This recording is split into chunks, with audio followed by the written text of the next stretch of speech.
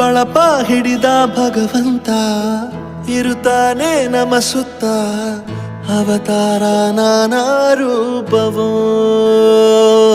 ನಮ್ಮೆಲ್ಲ ಹಣೆ ಬರಹ ತಿದ್ದಿ ಬರೆಯಲು ಕತ್ತಲೆಯಿಂದ ಬಂತ ನಮ್ಮ ಕೈಯ ಹಿಡಿಯುತ್ತ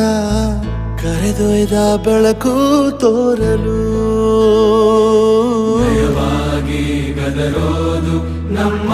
ಬೆಳೆಸಲು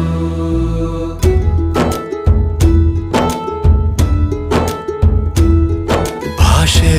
ಅಮೃತ ಕುಡಿಸೋ ತಾಯಾಗಿ ಭಾಷೆ